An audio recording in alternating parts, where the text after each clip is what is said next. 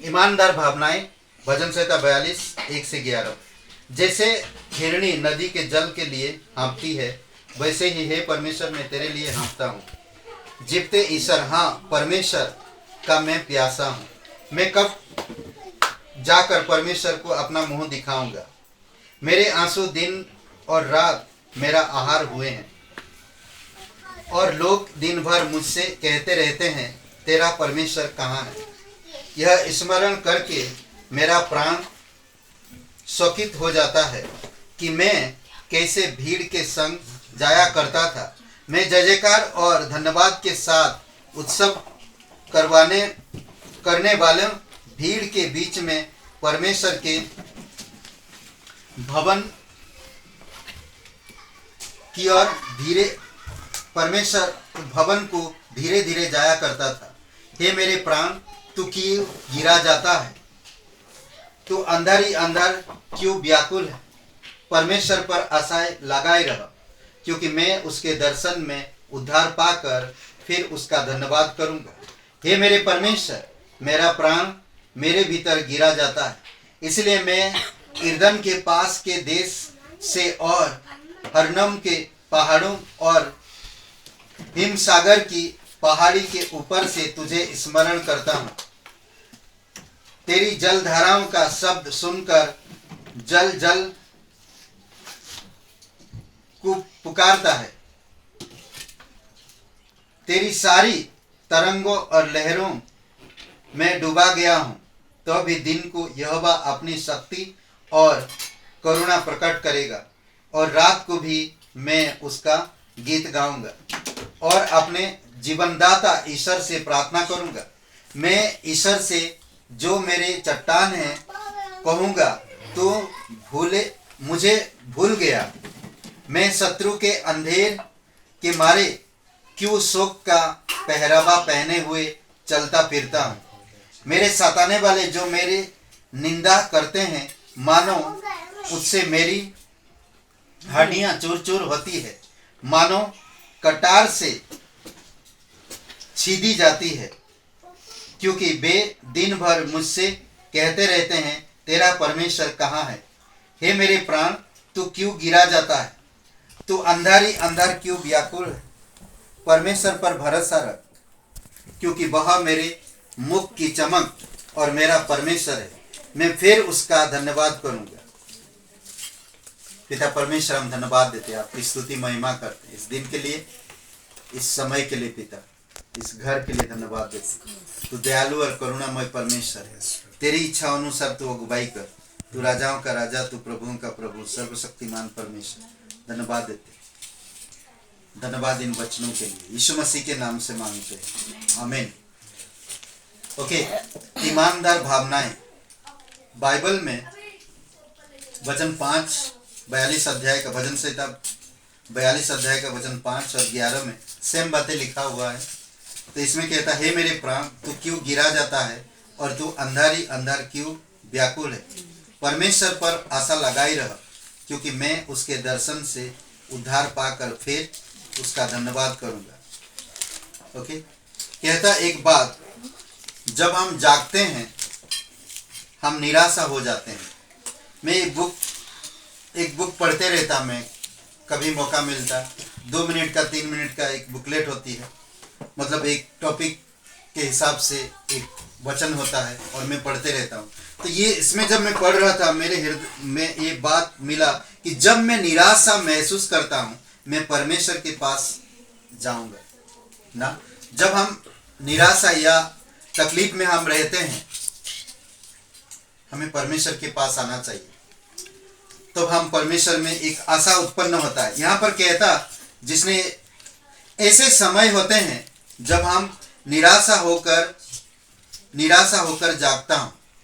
कई बार होता, निराशा जब आती है तो हम सो नहीं सकते ना। जब चारों तरफ से हम टूटते हैं, निराशा होते हैं, तो नींद आएगा।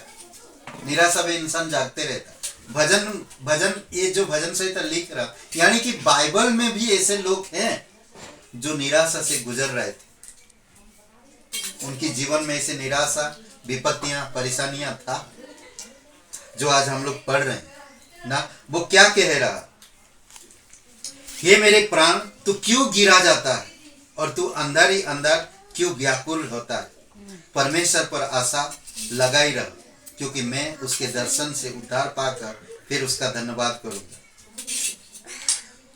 मुझे इस तरह महसूस करने का कोई विशेष कारण नहीं है ना।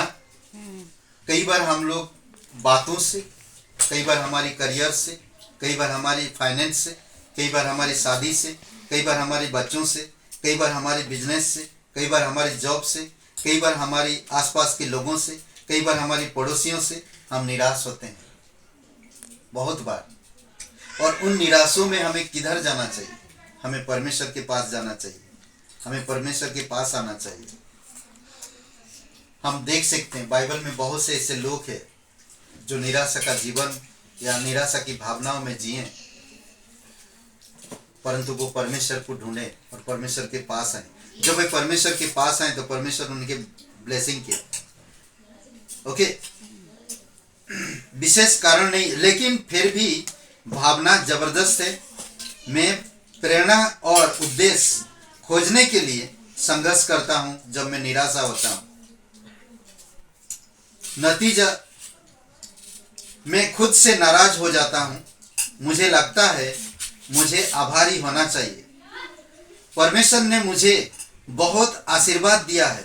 मैं खुद को परेशान करता हूं और ठीक करने की कोशिश करता हूं।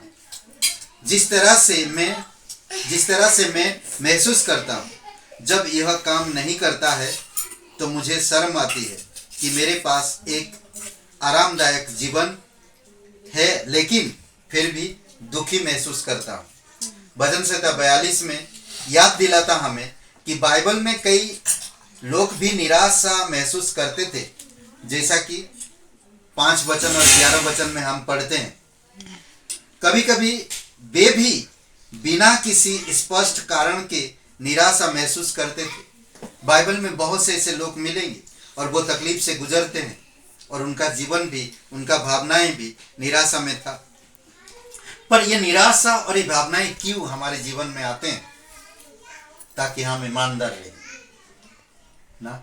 अद्भुत बात है, परमेश्वर हमें निराशा में ले जाता है, निराशा में डालता है, चारों तरफ से निराशा ले आता है, हमारे जीवन की क्रोध को, हमारी ईगो को कम करने के लिए और हमें ईमानदार जीवन जीने के लिए। कई बार हमें परमेश्वर सिखाता, कई बार हम आसपास के लोगों को देखकर हमारी ईगो बढ़ता है, कई बार हम ईगो को भूल नहीं पाते। किसी एक प्रचारक बता रहा था कि जब आप खुश रहते हैं या आप प्रभु के पास लोगों को बुलाते हैं या आप प्रार्थना करते हैं तो आपके पास कोई नहीं आएगा। आप एक सड़क किनारे गाना गाइए खड़ा होकर, तो लोग क्या बोलेंगे, क्या सोचेंगे, क्या बोलते हैं? आपका प्रतिक्रिया क्या है, क्या बोलेंगे? अगर सड़क किनारे हम गाना गा रहे हैं तो लोग क्या बोलेंगे? पागल है बोलेंगे, या कतरा के चले जाएंगे, ये पागल है ना, ऐसा करके चला जाएंगे, सर पे हाथ मारेंगे ना, अरे भाई पागल है क्या है, ऐसा बोलेंगे। पर अगर रोड किनारे आप कोई रोता है तो रोता है तो क्या करते लोग? जमा हो जाते हैं, पूछते हैं क्यों रो रहा है, जमा हो जाते हैं। पर जो खुश है या कुछ गाना गा रहा या कुछ बता रहा, कोई नहीं रुकता है। पर जब इंसान रोता है ना, बहुत लोग आ जाते हैं।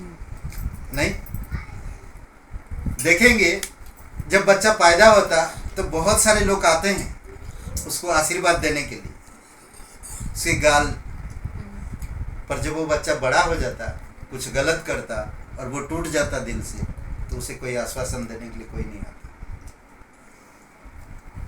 कई बार हमारे जीवन भी ऐसा निराशाजनक होता है तो कोई हमें आश्वासन देने के लिए नहीं होता। हमारी आसपास जो विश्वासी भाई बहन है, जो विश्वास में मजबूत है, वो भी नहीं आते हैं।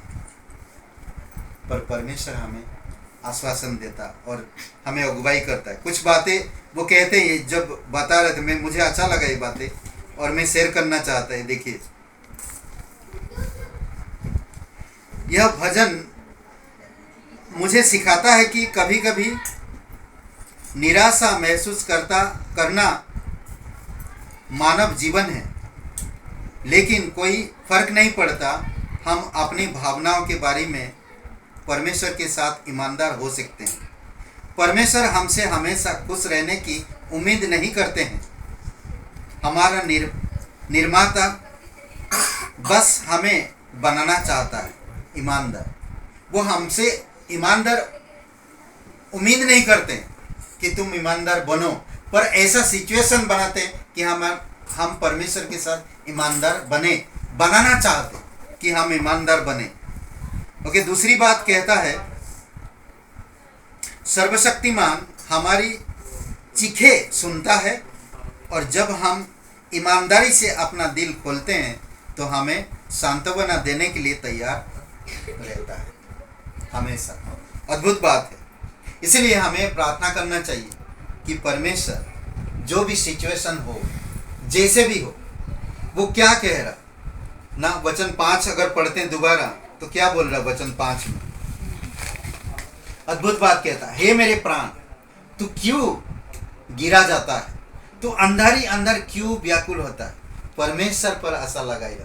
किसी को जरूरत नहीं है आपको, आपके मन से, आपके दिल से कह, हे मेरे मन तू क्यों गिर रहा ना, व्याकुल क्यों हो रहा। परमेश्वर पे आशा लगाएगा। फिर आगे कहता वचन में, क्योंकि मैं उसकी दर्शन से उद्धार पाकर फिर उसका धन्यवाद करूं।